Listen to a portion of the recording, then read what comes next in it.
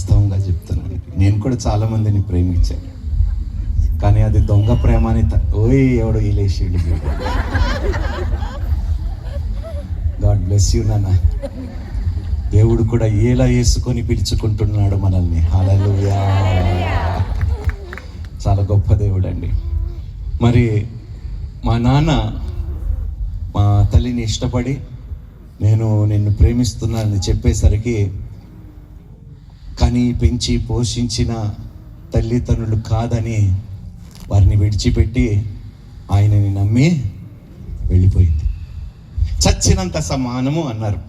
నీకు నాకు చెప్పండి, ఎవరికైనా ఉంటుంది కదండి, కూతురు తల్లిదండ్రులని కాదని ఎవడో ముక్కు ముఖం లేని తెలియనోడు వచ్చి ప్రేమిస్తున్నాయని చెప్పి పెంచిన తల్లిదండ్రులు కాదని పెడితే గుండెల మీద తన్నినట్టే కదండి. ఎంత దుఃఖం వేస్తుంది ఆ తల్లిదండ్రులకి. మరి మా అమ్మ వాళ్ళ తల్లిదండ్రులు కూడా చాలా బాధపడ్డారు. ప్రేమించిన తర్వాత ఈ కాలంలో పిల్లలు ఎవరు చెప్పండి చెప్పండి అబ్బా.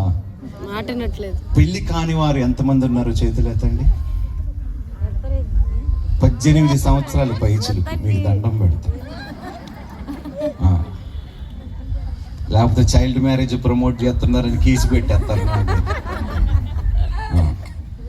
18 సంవత్సరాలు పై చిలుకు కలిగిన పురుషులైనా స్త్రీలైనా ఎవరైనా ఉంటే చేతులు ఎత్తండి. పెళ్లి కానివారు.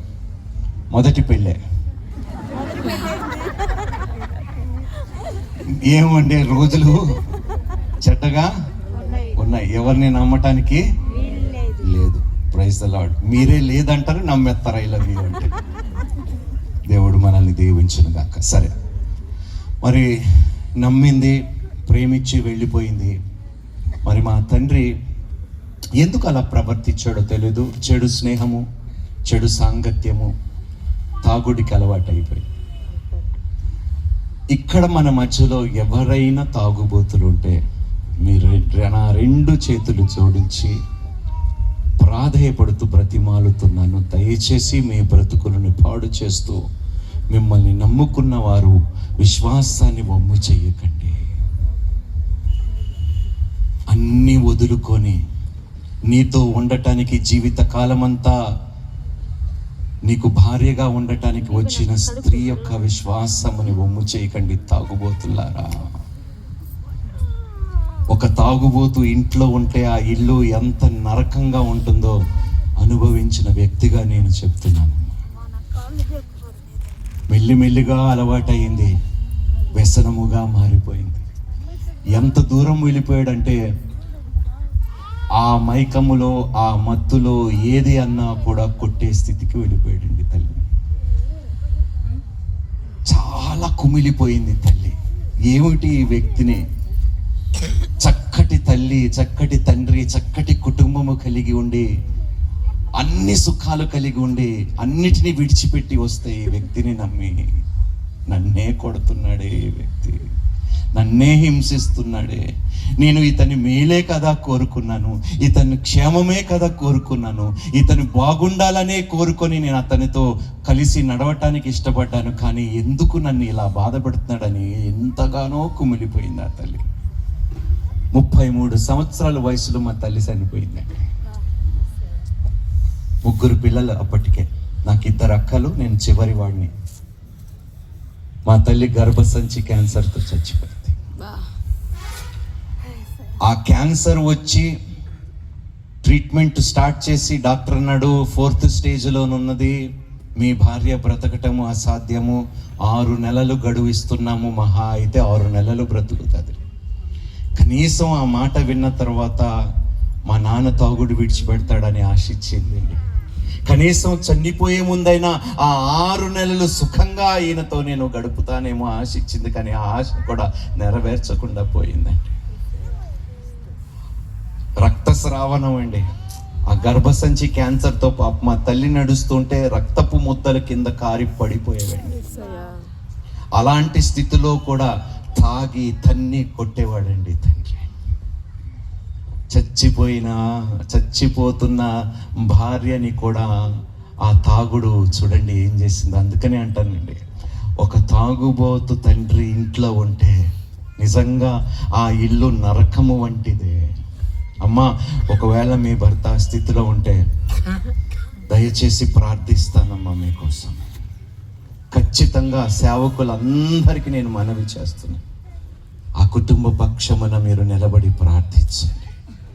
దేవుడు ఆ కుటుంబంలో ఉన్న ఆ వ్యసనాలు దేవుడు తొలగించునుగాక.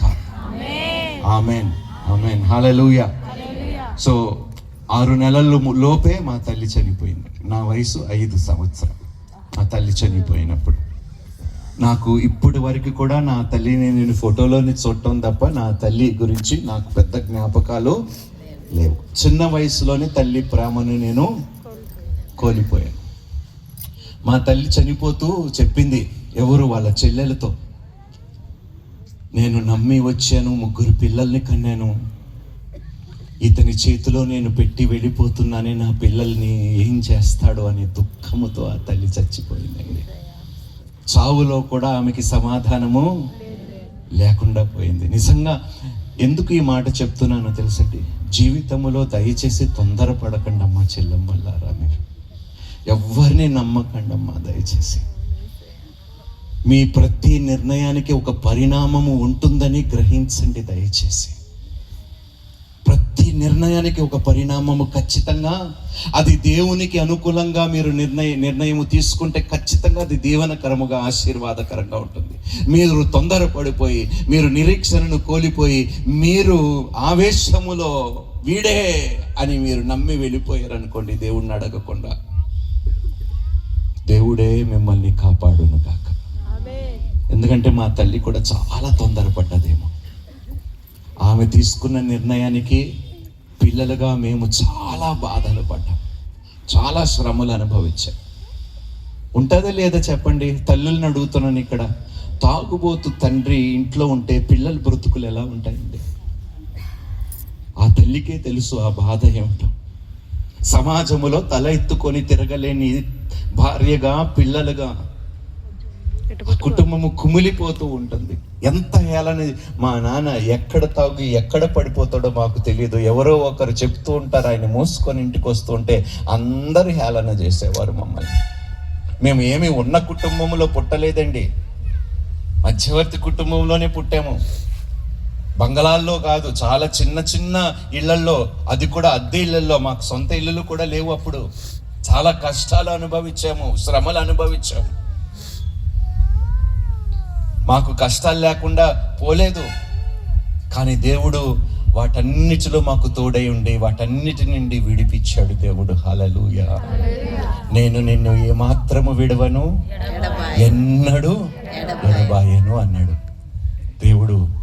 అది జరిగించి ఈరోజు తన సాక్షిగా దేవుడు నిలబెట్టుకున్నాడు. హల్లెలూయా.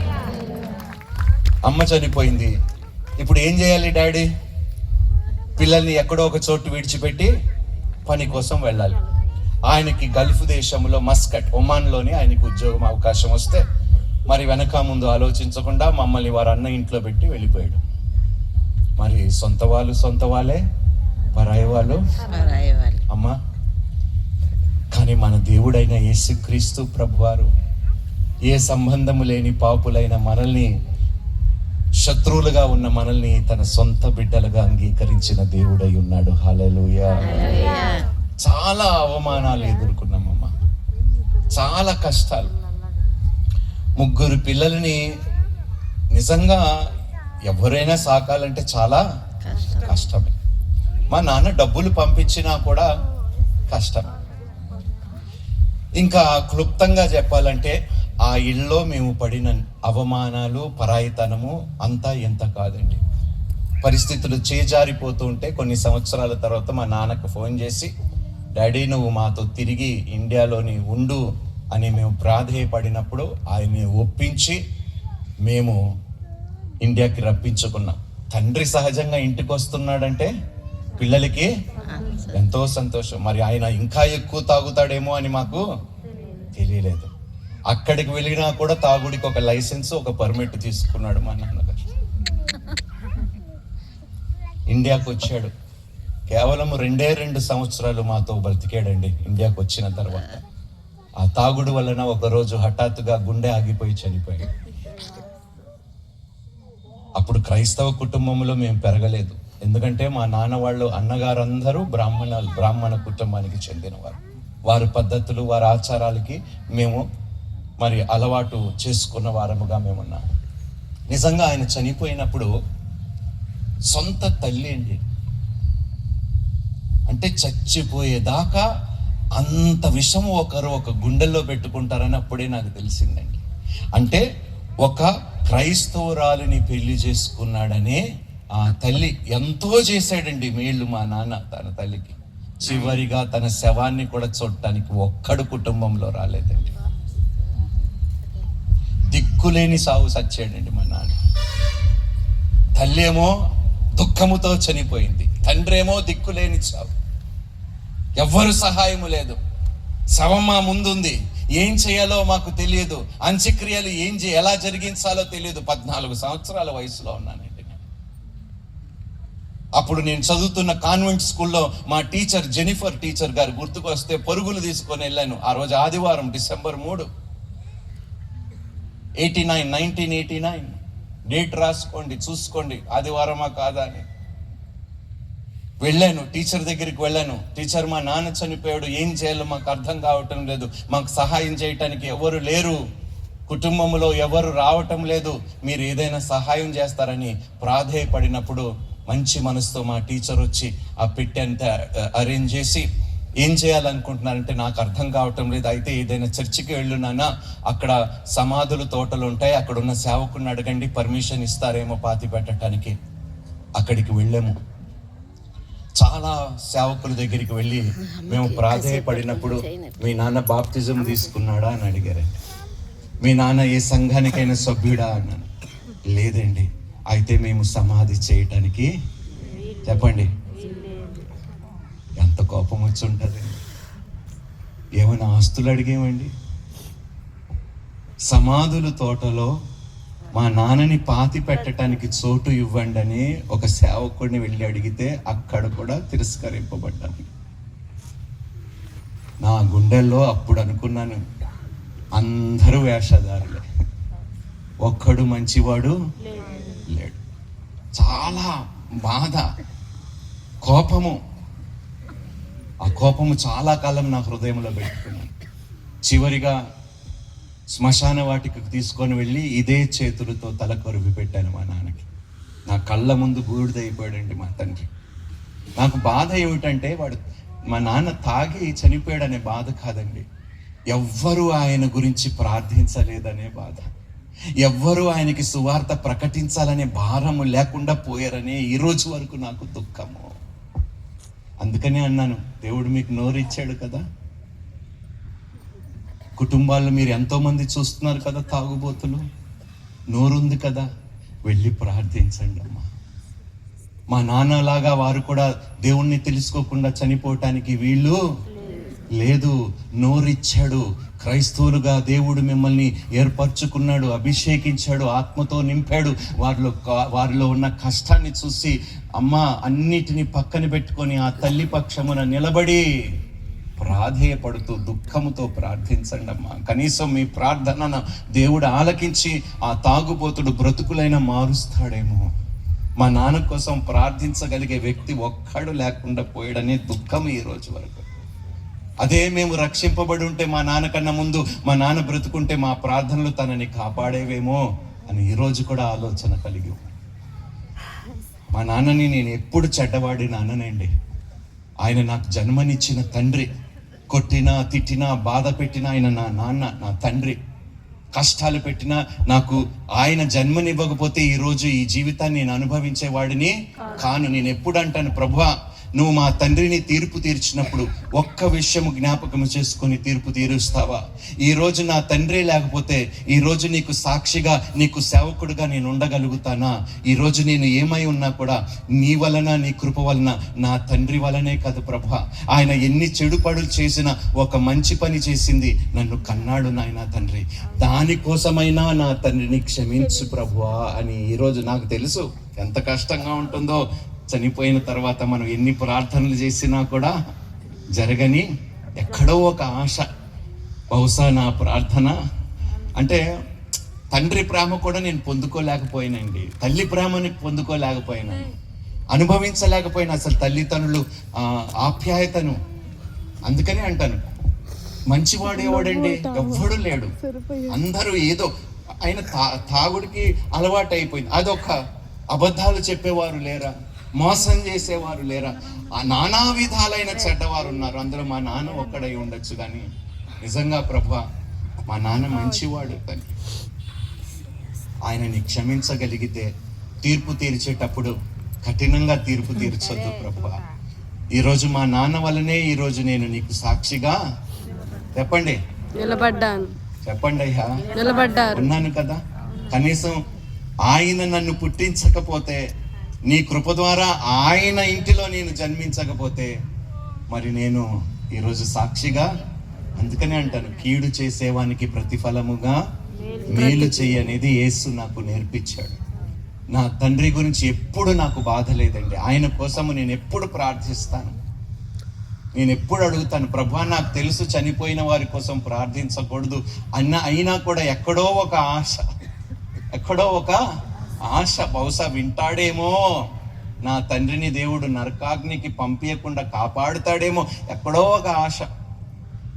అది జరుగుతుందో లేదో ఆయనకే తెలుసు, అది నాకు కూడా తెలియదు. ఇప్పుడు నాన్న చనిపోయిన తర్వాత ఎవరైనా అనాథులుగా ఉన్న పిల్లలని ఇంట్లో చేర్చుకుంటారండి? వారికి పిల్లలు ఉంటారు, వారికి కష్టాలు ఉంటాయి, వారికి బాధ్యతలు ఉంటాయి.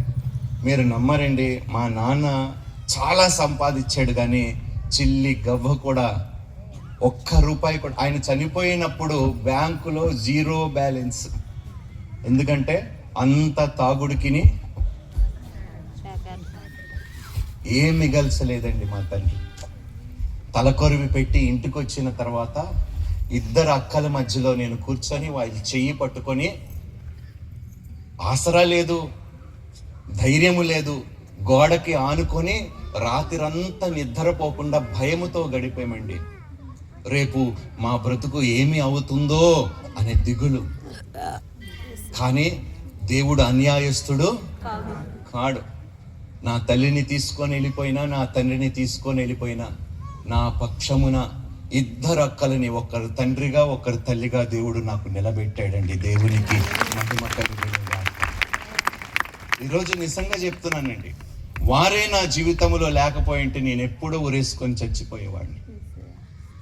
దేవుడు నాకు ఇచ్చిన ఆ తల్లులను బట్టి, ఒక తల్లిని తీసుకెళ్ళిపోయినా దేవుడు వారి పక్షమున 2 తల్లుల్ని దేవుడు చాలా ప్రేమ. ఈ రోజు కూడా 2 అక్కలు నేను సేవ చేస్తున్న సంఘానికే వస్తారు, సంఘములో పరిచర్య చేస్తారు. హల్లెలూయా. ఇంకా ఈ రోజు కూడా కలిసే ఉన్నాము. హల్లెలూయా. 2వ అక్క భర్త చనిపోయాడు 6 సంవత్సరాల క్రితం. 47 సంవత్సరాలకి గుండెపోటు వచ్చి చనిపోయాడు. చిన్న వయసులోనే పాప మా బిడ్డ అక్కకి కూడా ఒక పాప, తండ్రి లేని పిల్లగా. మరి నేనే అక్కకి తోడుగా ఉంటూ సహకరిస్తూ, పెద్ద అక్క చాలా త్యాగం చేసిందండి. నిజంగా ఇదంతా ఎందుకు జరిగిందో తెలుసా? మేము దేవుణ్ణి తెలుసుకున్నాము కాబట్టి, దేవుణ్ణి ప్రేమని మేము తెలుసుకున్నాము, పొందుకున్నాము కాబట్టి ఈ రోజు ఎవ్వరు లేకపోయినా మేము కలిసి ఉండగలుగుతున్నాము. దేవునికి మహిమ కలుగునుగాక. అందుకని అంటామా, దేవుడు మనకు తోడుగా ఉంటే ఎవ్వరు విడిచిపెట్టినా మనం ఒంటరి వారము కాము. సరే, నన్ను ప్రయోజకుడుగా చెయ్యాలని అక్క వాళ్ళు ఇంటర్మీడియట్తో చదువులు ఆపేసి ఉద్యోగాలు వెతకటానికి వెళ్ళారు. డిగ్రీలు లేకపోతే ఎవరు ఉద్యోగాలు ఇవ్వరు. నిజంగా మనుషులు స్వభావం ఎలాంటిదంటే, ఆడపిల్లలు యవ్వన ప్రాయంలో ఉన్నారు, అందంగా ఉన్నారు అక్క వాళ్ళు, ఉద్యోగాల కోసం వెళ్తే మీరు నమ్మరండి, కూర్చోబెట్టి ఒకడు చెయ్యేస్తాడు, ఒకడేమో నడుము గిల్లుతాడు, ఒకడేమో అంటాడు ఎందుకు వచ్చింది ఈ వయసులో నీకు ఇంత కష్టాలు, ఒక పూట పడుకుంటే నీకు డబ్బులు ఇస్తానండి. ఇది వాస్తవంగా జరిగిన విషయాలు నేను మీతో పంచుకుంటాను. ఇంటికి వచ్చి ఏడిచేవారు, ఉద్యోగం కోసం వెళితే చెయ్యి అడుగుతున్నారా, అసభ్యంగా ప్రవర్తిస్తున్నారా, ఏం చేయాలో అర్థం కావటం లేదు. నేను ఈ మాటలు విన్నప్పుడు నిజంగా బ్రతకాలనే ఆశ కూడా నాలో కోల్పోయిందండి. ఇవన్నీ ఎందుకు అనుభవించామో తెలుసా? మా తల్లి తొందరపాటుతనం చూసి. అందుకనే అన్నాను, ప్రతి నిర్ణయానికి ఒక పరిణామము. తొందరపడకుండా మా చెల్లెమ్మలారు, తొందరపడిన వారు బ్రతుకులని కనీసం చూసైనా నేర్చుకోండి. దేవునికి అనుకూలమైన నిర్ణయాలు తీసుకోండి. నిరీక్షణ గలవారై ఉండండి. తొందరపడకండి. మా తల్లి తొందరపడి ఆమె నశించిపోయింది, మా తండ్రి బ్రతుకు పాడైపోయింది, మా జీవితాలు పాడైపోయాయి. ఎంతో దుఃఖాలు, ఎన్నో కష్టాలు, ఎన్నో అవమానాలు. ఆడపిల్లలు ఏమో, ఒక స్త్రీ తల్లి లేకుండా పురుషుడు సహాయము లేకుండా ఒక స్త్రీ బ్రతకగలుగుతుందా అని అడగండి ఎవరైనా. అంతెందుకండి, భర్తని కోల్పోయిన స్త్రీని ఈ సమాజంలో ఉన్న పురుషులు ఎలా చూస్తారు చూడండి. స్త్రీ ఒంటరిగా ఉంటే అవకాశం అని భావిస్తారు పురుషులు ఈరోజు. మా అక్క వాళ్ళని చూసి కూడా అదే అనుకున్నారు. దిక్కులేని వారు, ఎవరికి చెప్పుకుంటారు వీళ్ళు. ఒకరోజు అక్క ఇంట్లో ఒంటరిగా ఉంటే బలవంతం చేయబోడి ఒకడు ఇంటికి వచ్చి కేకలేస్తే పొరుగు వాళ్ళందరూ వచ్చి వాడిని తరిమి కొట్టి, మేము పోలీస్ స్టేషన్కి వెళ్ళాము, 3 టౌన్ పోలీస్ స్టేషన్ విశాఖపట్నంలో కేసు పెట్టడానికి. అప్పుడు ఆల్రెడీ ఆయన ఫోన్ చేసి, మరి పోలీస్ స్టేషన్లో ఆయన ఏం చెప్పాడో తెలీదు, మేము స్టేషన్కి వెళ్ళి కంప్లైంట్ ఇవ్వడానికి పోతే, ఊరుకోండి వైశ్యలు, మీరు ఒళ్ళు అమ్ముకొని బ్రతికే మీరు ఆయన మీద మీరు కేసు పెడతారా అన్నాడండి పోలీస్ ఆఫీసర్. చూసారా, ఎటు పోయినను శ్రమ, కానీ దేవుడు ఇరికింపబడనివ్వలేదు. హల్లెలూయా. అపాయములో ఉన్నను కేవలం ఉపాయము లేకుండా దేవుడు మమ్మల్ని విడిచి పెట్టలేదు. తరమబడుచున్నను దిక్కులేని వారుగా దేవుడు మమ్మల్ని విడవలేదు. ఈరోజు వాళ్ళందరూ మా బ్రతుకులను చూసి ఆశ్చర్యపోతూ ఉంటారండి. చాలా మంది, నిజంగా చెప్తున్నానండి, ఎవరెవరైతే మమ్మల్ని బాధ పెట్టారో వారందరూ ఇంకా బ్రతికే ఉన్నారండి. వారందరూ ముందు దేవుడు అద్భుతమైన సాక్షులుగా మమ్మల్ని తిరిగి నిలబెట్టాడు దేవుడు. అందుకనే పడిపోయిన చోటే నిలబెట్టువాడు. నా జీవితంలో, మా అక్క వాళ్ళ జీవితంలో దేవుడు నెరవేర్చి చూపించిన దేవుడు ఈ దేవుడు. చాలా కష్టాలు అనుభవించారు. ఉద్యోగాలు లేక ఒక అక్క ఏమో తాజ్ హోటల్లో రిసెప్షనిస్ట్ గా, ఇంకొక అక్క గ్రీన్ పార్క్ హోటల్లో రిసెప్షనిస్ట్ గా విశాఖపట్నంలో పనిచేసి నన్ను పోషించి చదివించారు.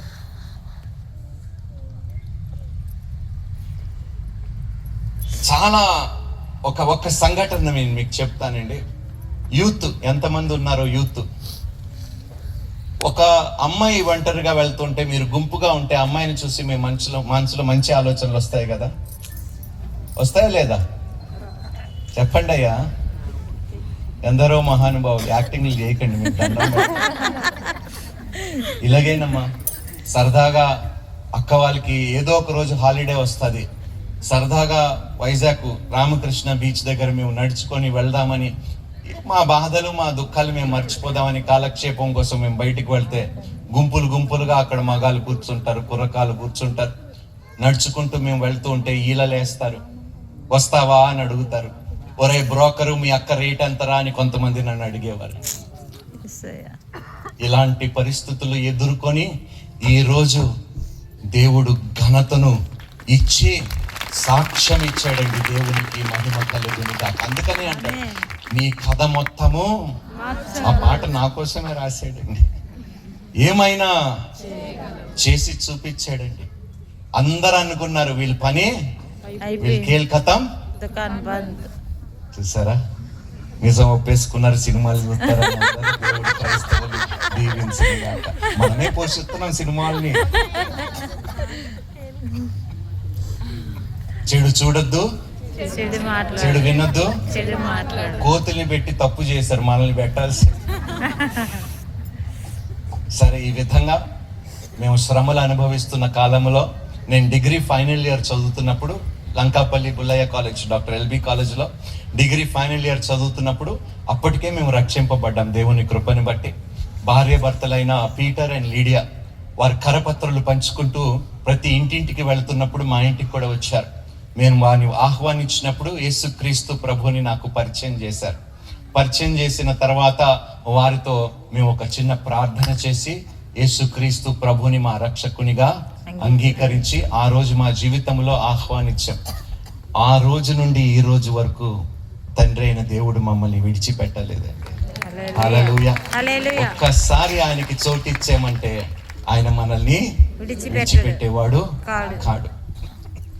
మరి డిగ్రీ ఫైనల్ ఇయర్ లో ఉన్నప్పుడు హిందూ పత్రిక ఒక న్యూస్ పేపర్లోనే ఒక ప్రకటన వచ్చింది. ఏబిసి కన్సల్టెంట్స్ జర్మనీ దేశంలో లుఫ్తాన్సా అనే ఎయిర్లైన్స్ లోని ఉద్యోగ అవకాశాలు. నా మొఖానికి పాస్పోర్ట్ కూడా లేదు, అయినా ప్రేరేపించబడ్డాను. ఇంటర్వ్యూ కోసము అప్లై చేశాను. ఆ తర్వాత పాస్పోర్ట్ కోసం అప్లై చేస్తే పాస్పోర్ట్ వచ్చిన 15 రోజులకి ఇంటర్వ్యూకి పిలిపొచ్చింది. ఈ ప్రకటన భారతదేశ వ్యాప్తంగా వచ్చిందండి. నా ఫోన్ ఉంది కదా నాన్న, కెమెరా ఉంది కదా మీ దగ్గర, నా ఫోన్ ఇవ్వు నాన్న. ఇంకొకటి జీవన్,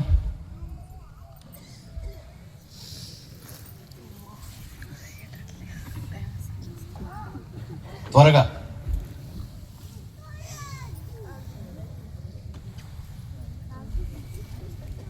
నేను ఓపెన్ చేసి ఇస్తాను, మీరు కెమెరాలో జూమ్ చేసి అందులో చూపించండి.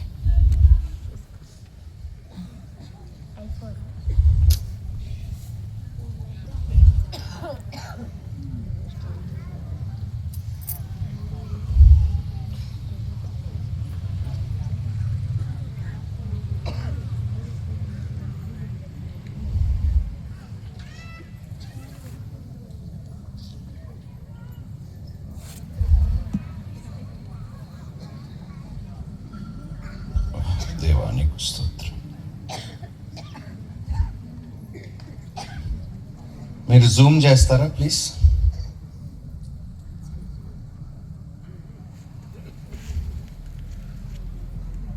టైంకి చూడండి ఫోన్ పని చేయటం.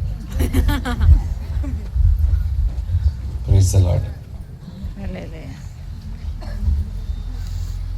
ఓకే అయ్యా, ఎవరైనా నాన్న ఆయన దగ్గర తీసుకొని వెళ్ళండి నాన్న. ఇది ఫోన్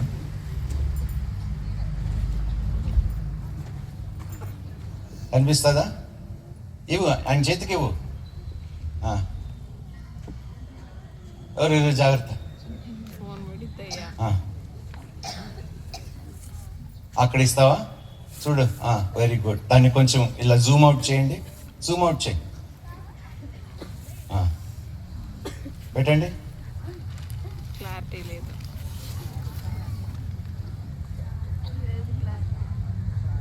బాబు నీ కెమెరా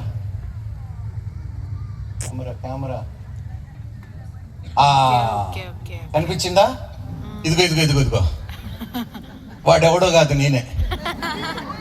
ఆ తెల్ల ఆవిడ పక్కన ఉన్నది చూడండి. అంటే రుజువు కావాలి కదండి కొంతమందికి. మీరు నమ్మరండి, ఈ ఉద్యోగానికి నేను అప్లై చేసినప్పుడు ఖచ్చితంగా గ్రాడ్యుయేట్ అయి ఉండాలన్నారు. నేను గ్రాడ్యుయేషన్ కూడా పూర్తి చేయలేదు. కంటి చూపు 6/6 లేకపోతే 20/20 కావాలన్నారు. అప్పటికే కళ్ళద్దాలు పెట్టుకునేవాడిని. Thank you. చూశారు కదండి, అందరికన్నా గ్రూప్లో చిన్నవాడిని నేనే. నా వయసు 19 సంవత్సరాలు. చిన్నవాడిని నేను. ఉద్యోగానికి అప్లికేషన్ భారతదేశ వ్యాప్తంగా పెడితే మీరు చూసారా ఎంతమంది పురుషులు ఉన్నారో?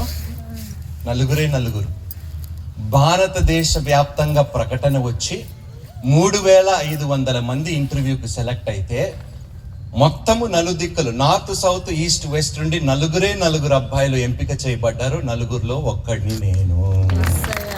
ఇప్పుడు చెప్పండి అబ్బా, దేవునికి అసాధ్యమైనది నమ్మటము నీ వలనైతే నమ్మువానికి చేసాడా లేదా?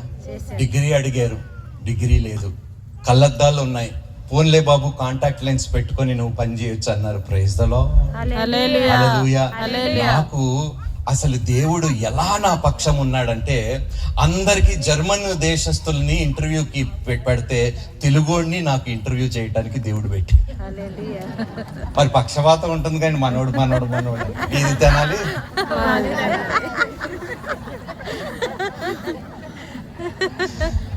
తెలుగుడు వినవు? అవునయ్యా అన్నాను. అయితే ఇంకేంది, అయిపోయిందిలే అన్నాడు. Praise the lord. డిగ్రీ లేదు, పాడు లేదు, ఉద్యోగం వచ్చింది అన్నాడు. చూసారు దేవుని కార్యాలు. నీ కోసము ఎవరినో ఒకరు దేవుడు ముందుగానే ఏర్పరిచి ఉన్నాడు. నీకన్నా ముందు వెళ్ళే దేవుడు నీ కోసము మార్గమును సరళము చేయువాడుగా ఉన్నాడు. దేవునికి మహిమ కలుగును. గాక. అందుకని అంటానమ్మా, ఏ విషయములో కూడా క్రైస్తవులుగా మనము నిరాశ నిస్పృహ చెందటానికి లేదు. దేవుడు గొప్ప కార్యములు లేని వాటిని ఉన్నవాటిగా రుజువు చేసే దేవుడైన యేసుక్రీస్తు ప్రభువారు. ఉద్యోగం వచ్చిందా లేదా?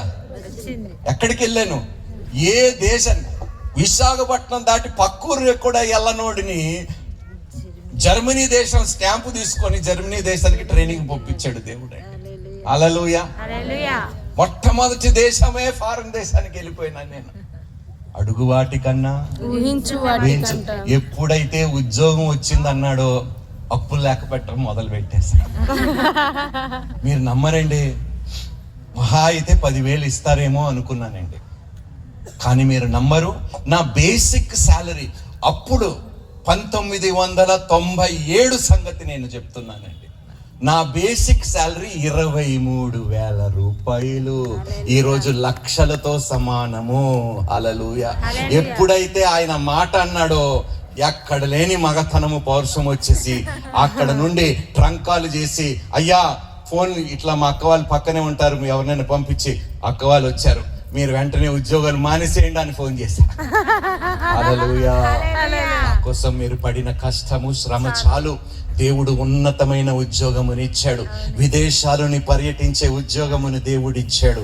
ఎంత సంతోషముతో ఏడ్చారు తెలుసా. అప్పటి వరకు దుఃఖముతో ఏడ్చారు మా అక్కలు నా కోసము ప్రార్థించి, కానీ వారు కన్నీటిని ఆనంద బాష్పాలుగా మార్చగలిగిన దేవుడు. హల్లెలూయా. రాత్రి వరకు దుఃఖము, ఉదయము వచ్చేసిందండి సంతోషం. ఒక ఉదయం మా జీవితంలో, మీ జీవితంలో కూడా ఒక ఉదయం సంతోషము రాబోచున్నది. నమ్మిన వారు గట్టిగా చప్పలు కొడుతుంది. ఉద్యోగం వచ్చింది, జర్మనీకి వెళ్ళాను, ట్రైనింగ్ చేసుకున్నాను. నా బేస్ హెడ్ క్వార్టర్ వచ్చి ఢిల్లీలోనే ఒక చక్కటి ఇల్లు తీసుకున్నాను. పెద్దక్కని నేను నాతోనే కలిసి ఉండటానికి రమ్మని చెప్పాను. రెండో అక్కకి, నాకు లుఫ్తాన్సాలో ఉద్యోగం వస్తే రెండో అక్కకి సింగపూర్ ఎయిర్లైన్స్లో ఉద్యోగం వచ్చింది. హల్లెలూయా. ఇంకా వెనకకి తిరగకుండా దేవుడు, చెప్పండి, తిరగకుండా దేవుడు మా బ్రతుకుల్ని మార్చేశాడు. హల్లెలూయా. నాకు ఉద్యోగం వచ్చింది, అక్కకు ఉద్యోగం వచ్చింది, అందరం సెటిల్ అయ్యాము. పెద్దక్క దగ్గరికి వెళ్ళి, మేమందరం ఇప్పుడు బాగానే ఉన్నాం, నువ్వు ఒక్కరివే కదా ఇంకా సెటిల్ కాలేదు, పెళ్లి చేసుకో అంటే ఎంతైనా తల్లి మనసు కదండి పెద్దక్కకి. ముందు చిన్నదానికి పెళ్లి చేద్దాంరా, ఆ తర్వాత ఆలోచిద్దాంలే అన్నది. సరే, విశాఖపట్నంలోనే ఒక క్రైస్తవుడికి ఇచ్చి విశాఖపట్నంకి వెళ్ళారండి ఎవరైనా? ఇక్కడ వెళ్ళారా? వైజాగ్ దస్పల్లా హోటల్, అప్పుడు 2 హోటల్, పెద్ద హోటల్ ఉండేవి, డాల్ఫిన్ హోటల్, దస్పల్లా హోటల్. నా దగ్గర డబ్బులు లేనప్పుడు ఎప్పుడు అనుకునేవాడు, ఏదో ఒకరోజు డబ్బులు సంపాదించి అక్క వాళ్ళకి ఈ హోటల్లో మంచి భోజనము నేను పెట్టాలి. మీరు నమ్మరండి, ఇద్దరికి అనుకున్నాను. ఉద్యోగం వచ్చిన తర్వాత అదే హోటల్లో అక్క పెళ్లి జరిగిచ్చాడండి నా ప్రభు. 500 మందికి. నేను మామూలుని కాదులేండి, ఎవరెవరైతే మమ్మల్ని బాధ పెట్టారో కావలసుకొని వాళ్ళకి వెళ్ళి పెళ్లి పత్రిక ఇచ్చాను. నేను కూడా ఊరికనే ఉండనండి. సో వెళ్ళాను, అందరినీ పిలిచాను. పెళ్లి వివాహం చాలా గొప్పగా ఏమన్నారో తెలుసా? బహుశా తల్లిదండ్రులు ఉన్నా కూడా ఇంత ఘనంగా జరిగిచ్చేవారు కాదేమో అన్నారండి. ఎవరైతే మమ్మల్ని నిందించారో వారి నోటతోనే దేవుడు సాక్ష్యం ఇచ్చాడండి మాకు. దేవునికి మహిమ కలుగును గాక. చూసారండి, మీ శత్రువుని ఎదుట సాగిలి పడేలాగా దేవుడు చేస్తానన్నాడు. నేను భోజనం చేస్తున్నాను, పెళ్లివారం అందరం పెళ్లి అయిన తర్వాత పెళ్లివారే కదా చివరిగా తింటారు, భోజనం చేస్తున్నాను. అప్పటికే రక్షణ పొందుకున్నాను, బాప్టిజం అయిపోయింది. పెంతెకోస్తల్ చర్చ్లో విశాఖపట్నంలో పాస్టర్ పౌల్ గారు సంఘములో నేను రక్షింపబడ్డాను.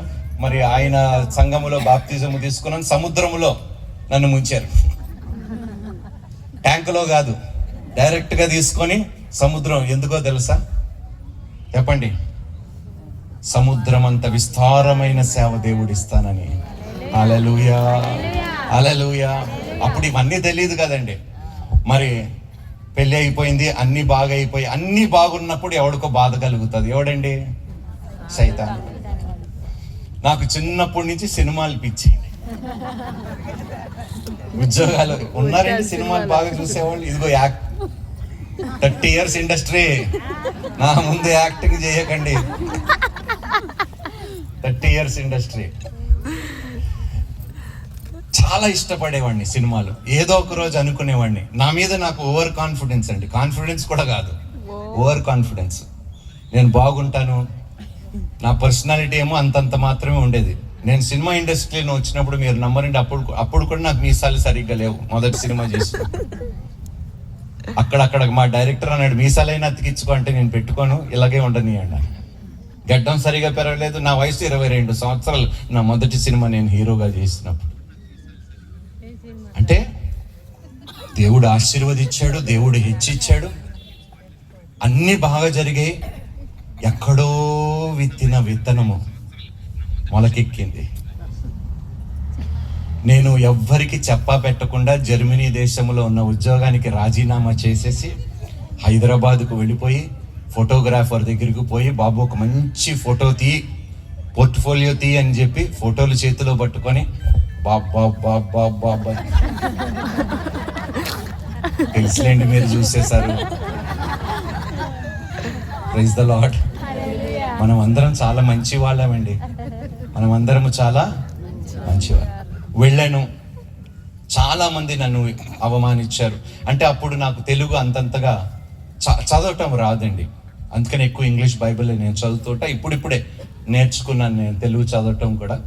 బట్ ప్రైజ్ గాడ్ అండి, నేను వెళ్ళాను, ఎక్కడ కూడా నా మీద కాన్ఫిడెన్స్ నేను పోగొట్టుకోలేదు. ఎంతమంది ఎన్ని విధాలుగా నన్ను అన్నా కూడా, సరే హైదరాబాద్లో మీ ఇవ్వకపోతే ఏమిటండి, బాలీవుడ్ లేదా అని చెప్పి బాంబేకి పోయా. అక్కడికి పోయిన తర్వాత అవకాశాలు ప్రారంభమయ్యాయి. మీరు గూగుల్కి వెళ్ళి లేకపోతే యూట్యూబ్కి వెళ్ళి, పంకజ్ ఉదాస్ అని ఒక గొప్ప గజల్ సింగర్ ఉండేవాడు.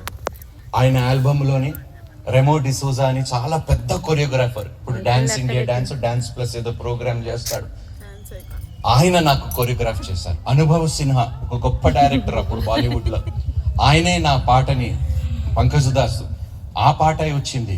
గుల్జార్తోనే ఒక సాంగ్ చేశాను, గులాం అలీ ఖాన్తో ఒక సాంగ్ చేశాను. రేమండ్స్ తెలుసా షూటింగ్, రేమండ్స్ కంపెనీకి మోడల్గా నేను పనిచేశాను. ICICI బ్రాండ్ అంబాసిడర్గా అమితాబ్ బచ్చన్తో కలిసి నేను అడ్వర్టైజ్మెంట్స్ చేశాను. ఇలా ఎక్కడ లేని బాబా స్టార్ట్ అయిన కాడి నుండి ఎక్కడ ఆగలేదు. ఒకరోజు ఇలాగే బాంబేలో ఉన్నప్పుడు ఈవి సత్యనారాయణ గారు వచ్చారు, తెలుసా?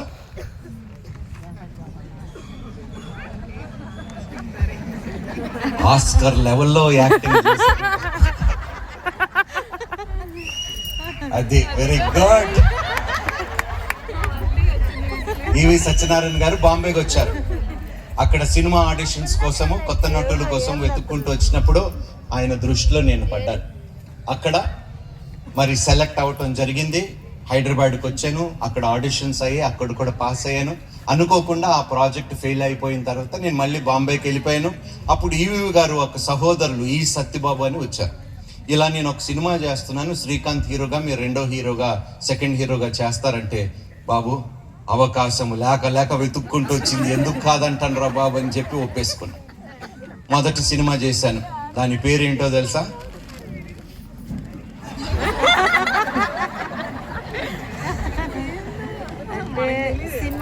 అయ్యా నేను వెళ్ళిపోతున్నాను, ఎంత మంచి క్రైస్తవులు మన మధ్యలో ఉన్నారని ఈరోజే నేను తెలుసుకున్నాను. సరే, మొదటి సినిమా చేశాను శ్రీకాంత్తో. 100 రోజులు ఆడిందండి సినిమా, తెలుసా మీకు? ఓ అంతే, నేనేమనలే.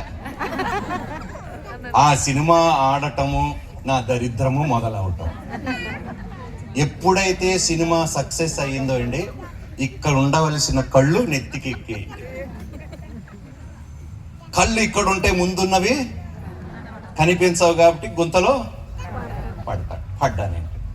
మొదటి సినిమా వచ్చింది, 100 రోజులు ఆడింది. రెండో సినిమాకే రామానాయుడు గారి సంస్థలో సురేష్ ప్రొడక్షన్స్లోని విజయం అనే రెండో సినిమా చేశారు. సంగీతం శ్రీనివాస్ గారు, పుష్పక విమానం అని చాలా పెద్ద డైరెక్టర్, ఆదిత్య 369 అని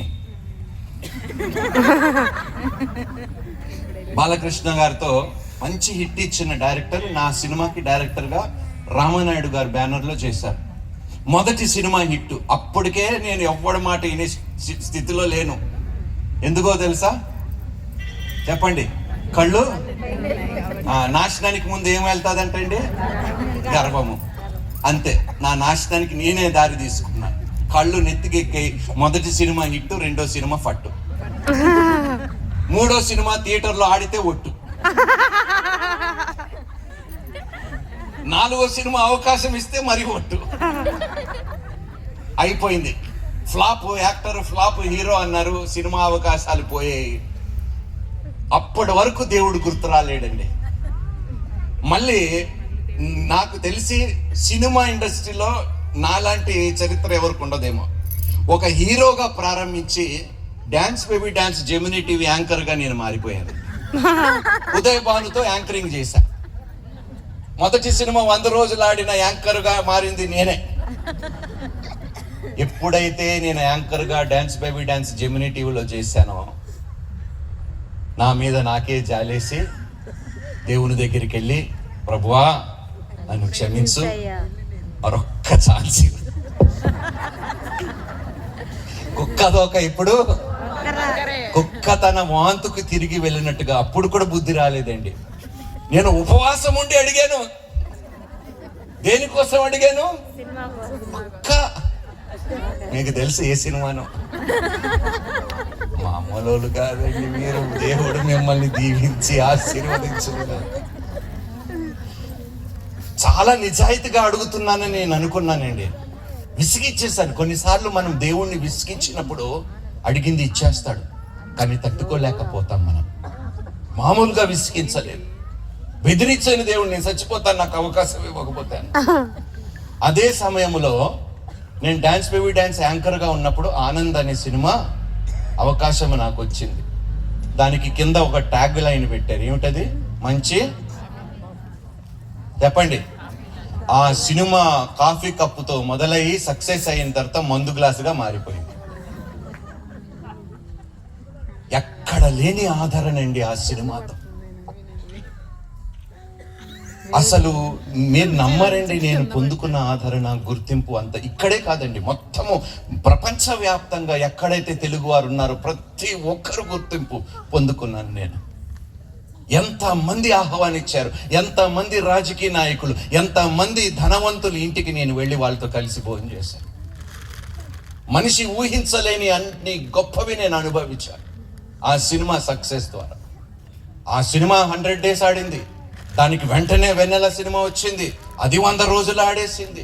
దాని తర్వాత లారెన్స్ ప్రభుదేవతో 3వ సినిమా చేశాను, స్టైల్ సినిమా, అది 100 రోజులు ఆడిస్తుంది. ఇంకా నేను భూమి మీద అస్సలు 3 సక్సెస్. పాత్ర చిన్నదైన సక్సెస్ఫుల్ సినిమాలోనూ ఉంటే ఆ సక్సెస్ నీకు కూడా. ఇంత సక్సెస్ వచ్చిన తర్వాత నా చుట్టుపక్కల ఈగల్లాగా వారే చూడండి స్నేహితులు.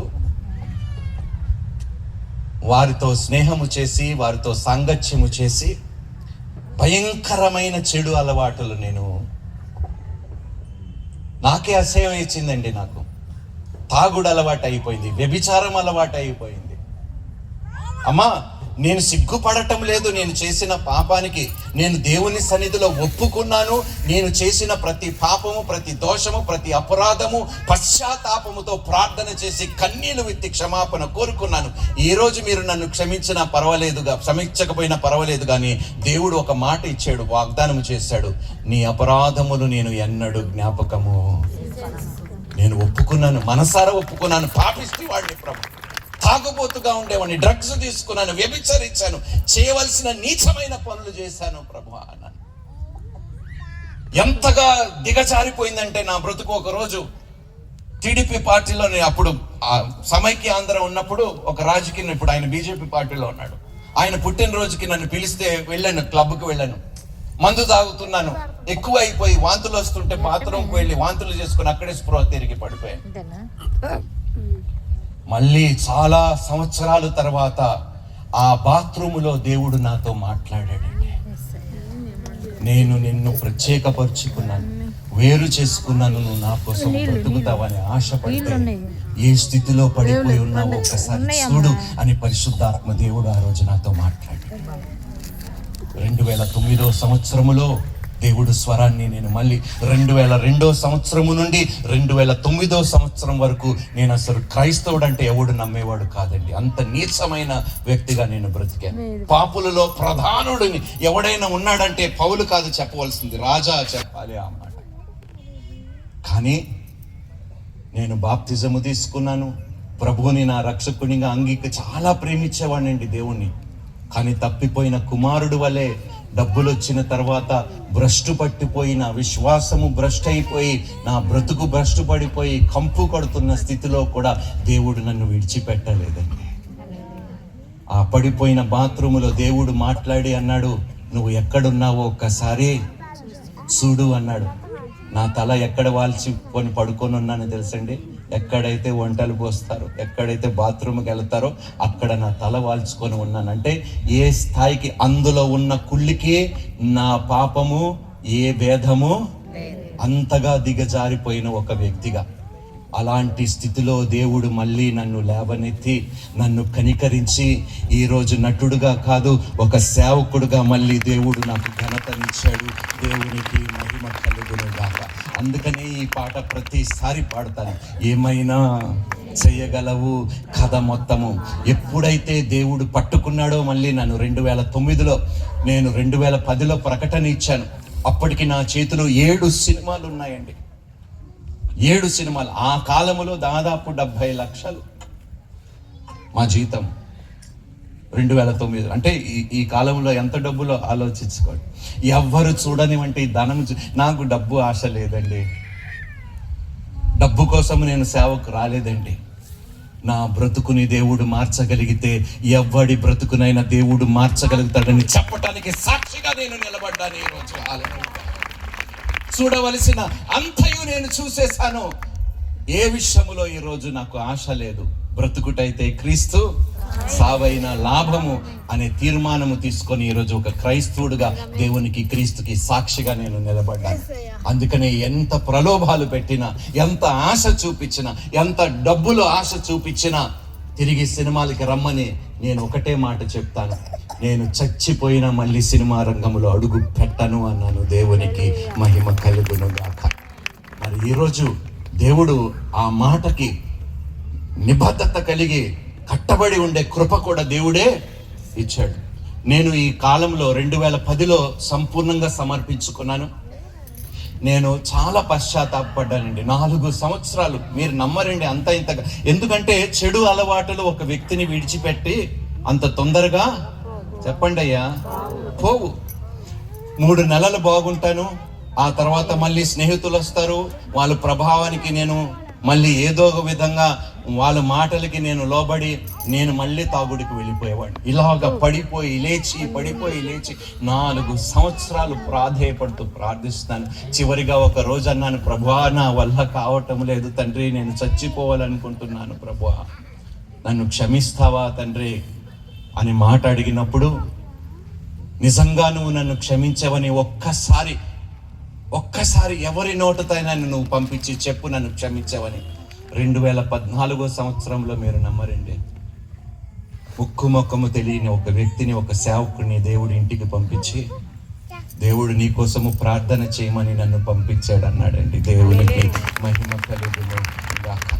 నిజంగా చెప్తున్నానండి, సేవకులే లేకపోయి ఉంటే ఈరోజు ఈ నటుడు ఉండేవాడు కాదు, ఈ నటుడు సేవకుడుగా మారేవాడు కాదు. ఇక్కడున్న సేవకులందరికీ నేను రుణస్థుడినై ఉన్నాను. దేవుడు ప్రతి సేవకుడిని దీవించి ఆశీర్వదించును గాక. ఆమేన్. అమ్మా, సేవకులే లేకపోతే ఇంతమంది మనం ఉంటామా చెప్పండి? అందుకనే ఒక్కసారి సేవకులకి గట్టిగా చప్పట్లు కొడతాను. థ్యాంక్ యూ అయ్య గారు, థ్యాంక్ యూ. ప్రతి ఒక్కరికి భారముతో మీరు చేస్తున్న సేవ అంతకంతకు బహుగా ఫలించును గాక. ఆమేన్. సో 2010లో తీర్మానం తీసుకున్నాను. 2014 వచ్చేసరికి నేను ప్రార్థన చేస్తాను, దేనికోసం? పెళ్లి జరగాలని. వయసు అయిపోతుంది, పిల్లల్ని ఇవ్వరు కదండి, ముసలోడైతే ఇయ్యరు కదా. నేను చాలా ప్రాధేయపడి ప్రార్థన చేశాను. ఎంతకీ దేవుడు వినడండి. 2011 నుండి ప్రార్థన చేశాను పెళ్లి కోసం. యెరూషలేముకి వెళ్ళి ఏడుపులు గోడ దగ్గరికి వెళ్ళి ఏడిచి ప్రార్థన చేశాను. దేవుణ్ణి ఏం అడిగానో తెలుసు, రిబ్కా లాంటి భార్య అడగటం కూడా చూడండి, అది ఎక్కడ తగ్గేదే.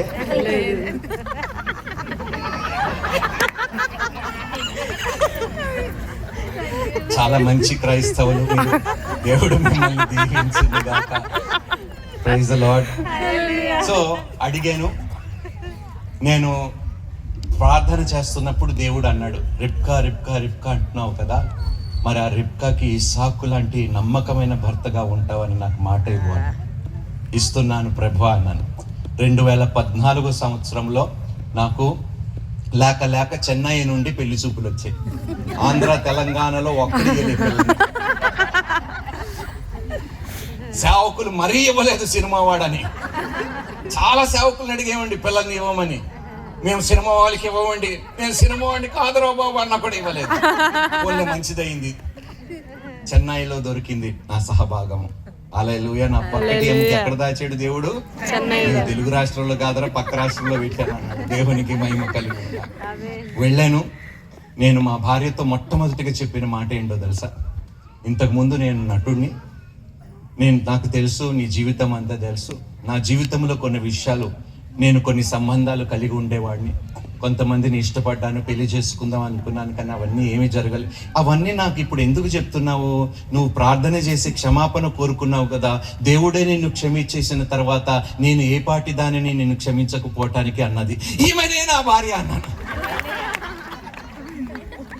చూసారా, దేవుడు నేను కష్టపడకుండానే, నేను అడగకుండానే, నేను ఊహించిన దానికన్నా శ్రేష్టమైన భార్యని దేవుడు నాకు అనుగ్రహించాడు. అందుకనే తొందరపడకండి రా బాబు అంటారు. అర్థమైందా? కానీ భలే దేవుడు అండి, నిజంగా అద్భుతమైన దేవుడు. ఏ ఫ్యామిలీలో నేను వెళ్ళానో, మా మావయ్య గారు రజనీకాంత్ గారు 40 సంవత్సరాల స్నేహితులు.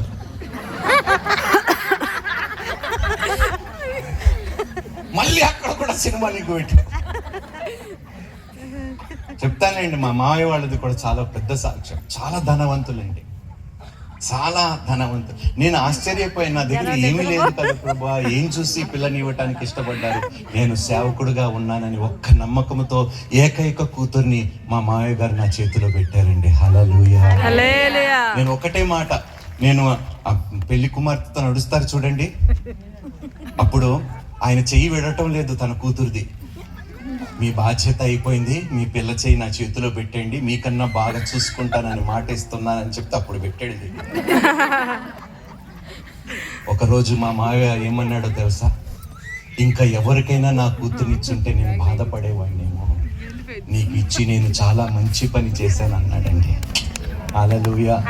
11 సంవత్సరాలు మాకు పెళ్ళయి, నాకు చాలా ఆలస్యంగా, మా భార్య వయసు కూడా చాలా పెద్దది అప్పటికే, 36 సంవత్సరాలు ఆవిడకి పెళ్ళి అయినప్పుడు. నా వయసు ఏంటో రైట్ అమ్మా, ఇదంతా కలర్, దీన్ని చూసి మోసపోకండి, ఇదంతా రంగు మహిమే. అర్థమైందా? ఏదో యూత్ గా కనిపించాలని ఉంటది కదండి, అంతైనా శరీరం ఏం చేస్తాం, ఈ కోరికలు ఒప్పుకుంటున్నామండి, ముసలోళ్ళం అని ఒప్పుకుంటున్నాం, ఏదో కవర్ చేసుకుంటున్నాం. దేవుడు కృప తోడై ఉంటుంది. పెళ్ళయింది, మొట్టమొదటి రాత్రి ఎవరైనా ఏం మాట్లాడతారండి సహజంగా? బాబోయ్ అంత సిగ్గుపడిపోతున్నారు, మరి మీరు ఏం మాట్లాడుకున్నారో నాకు తెలియదు. కానీ నేనైతే నా భార్య దగ్గరికి వెళ్ళి, మీరు ఏమనుకోకపోతే నేను ఒక మాట అడుగుతాను, నాకు పిల్లలంటే చాలా ఇష్టము, నేను అంటే నాకు ఉన్న ఆశ నేను చెప్తున్నాను, నువ్వు ఏమనుకోకపోతే 7 పిల్లలకి అందామని. మొదటి రోజే శాఖకి వెళ్ళాను, ఆమెతో మాట్లాడాను. ఆమె ఒకటే మాట ఉంది, మీది ఏం పోయిందండి అని. అంత చేసేది చెప్పండి, మేమే, నా వల్ల కాదు, ఇంకొక మాట చెప్పండి. సరే, అటు ఇటు కాకుండా మధ్యలోకి ఒక పిల్లలు పుడతారో లేదో అనలేదండి. నేను అడగటం 7 అనేసా. ఈ సంపూర్ణమైన సంఖ్య కాబట్టి నోటుకు వచ్చింది అనేసా. నా మనసులో యాక్చువల్గా 12 మంది ఉండేవారు.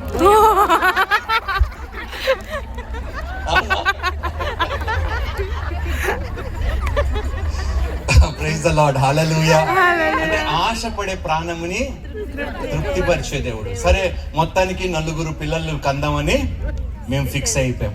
ఇప్పటికి ముగ్గురిని కనీసం, ఇంకొకరు బ్యాలెన్స్ ఉన్నారు. మీరు గట్టిగా ప్రార్థన చేస్తారు, దాన్ని కూడా నెరవేర్చేస్తాను. నా పక్షమున ప్రతి తల్లి, ప్రతి చెల్లి ప్రార్థన చేస్తారని ఆశపడుతున్నాను. ఎవరిచ్చినా పర్వాలేదండి. 4 అని ఎందుకు అడగండి. 4 ఎందుకయ్యా మీకు 3 సరిపోరా అని అడగండి. నలుదిక్కులుగా సువార్థికులుగా నేను వారిని పంపిస్తాను. ఆడపిల్లలైనా కూడా పర్వాలేదు, దేవుని కార్యము చేసే సాధనములుగా వారు వాడబడును గాక. హల్లెలూయా. ఒక్కటేనమ్మా, ఈరోజు కావలసినంత కృప, ఐశ్వర్యము దేవుడు. ఇప్పుడు అబ్రహాముని దేవుడు ప్రేమించి సారాని ఇచ్చినప్పుడు సారా వలన అబ్రహాము ధనవంతుడయ్యాడని బైబిల్ ఉంటుంది, తెలుసండి మీకు. ఎప్పుడైతే స్త్రీ ఇంటికి వస్తే పురుషుడి జీవితము బాగుపడుతుందండి. ఒక్కడిగా ఉన్న మగాడి జీవితం దరిద్రంగా ఉంటుందండి. అందుకనే భార్య దొరకటము నరునికి గుణవంతురాలైన అమ్మా, రెండో మాట కూడా ఉంది బైబిల్లో, గుణవంతురాలైన భార్య దొరకటము అరుదు అని బైబిల్లో ఉంది. హల్లెలూయా. సో అలాంటి గుణవంతురాలైన జ్ఞానవంతురాలైన భార్య దేవుడు నాకు ఇచ్చి 3 పిల్లల్ని, నిజంగా నేను నా భార్య కనీసం ఒక రోజులో 4 గంటలు ప్రార్థన చేస్తాను. దినములో 4 గంటలు దేవుని సన్నిధిలో గడుపుతుంది నా భార్య. ఎంతమంది భర్తలు ఈ మాట చెప్పుకోగలుగుతున్నారో నాకు తెలియదు, కానీ నేను అతిశయిస్తున్నాను దేవుని యందు చెప్తున్నాను. ఇంత ప్రార్థన పరురాలు భార్య, అందుకని ఇంత బలమైన సేవ ఈరోజు చేసే కృప, అనేక దేశాలు అనేక ప్రాంతాలకి వెళ్ళి నిలబడగలుగుతున్నానంటే నా వెన్నంటూ నిలిచిన నా భార్య తన ప్రార్థనలు. హల్లెలూయా. ఆమె చూపించిన ప్రేమకి జీవిత కాలమంతయు నేను ఆమెకు రుణస్తుడై ఉన్నాను. హల్లెలూయా.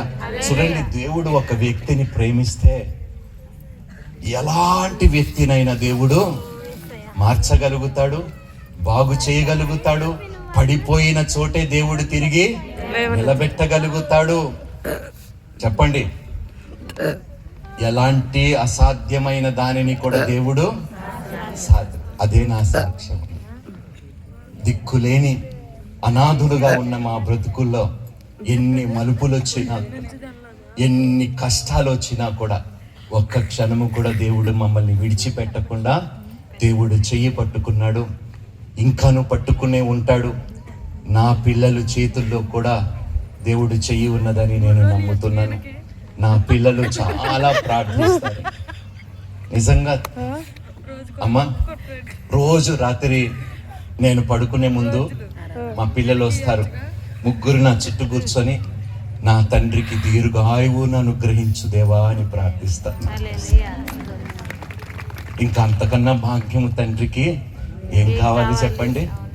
ఇలాంటి బిడ్డలు దేవుడు నాకు ఇచ్చినందుకు నిజంగా చెప్తాను, ఇలాంటి పాపిష్టి వాడిని కూడా దేవుడు కనికరించగలిగితే దేవునికి అసాధ్యమైనది ఏది? అందుకనే అంటున్నానమ్మా, ఇప్పుడు మీరు పడిపోయారని చెప్పి బాధపడకండి, లేకండి, నిలబడండి. దేవుడు నిన్ను విడిచిపెట్టలేదు. పిలుచుకున్నవాడు నమ్మదగిన వాడు. నీతో పని పూర్తయ్యేదాకా దేవుడు నిన్ను విడిచిపెట్టి పోడు. హల్లెలూయా. ప్రతి ఒక్కరి జీవితములో దేవుడు నూతన కార్యము మళ్ళీ చేయటానికి ఇష్టపడుతున్నాడు. నీవు సమర్పించుకోవటానికి సిద్ధంగా ఉంటే ఈ రోజే కార్యము ప్రారంభించడానికి దేవుడు కోరుకుంటున్నాడు. సమర్పించుకుందామా మన బ్రతుకుల్ని దేవునికి? యవ్వనస్తులారా, ఒకవేళ మీరు బలహీన పడిపోయారేమో, విశ్వాసము నుండి తొలగిపోయారేమో, దేవుడు అంటున్నాడు, రండి, ఎన్నడూ నేను నిన్ను మర్చిపోలేదు. మీరు నన్ను విడిచిపెట్టి పోయినను, తప్పిపోయిన కుమారుడు తండ్రి ఆశతో ఏ విధంగా కుమారుడు కోసం ఎదురు చూస్తూ ఉన్నాడో అదే విధంగా నేను కూడా మీకోసము చూస్తున్నాను. రమ్మంచున్నాడు దేవుడు, తన యొద్దకి పిలుస్తున్నాడు. సమర్పించుకుందామా?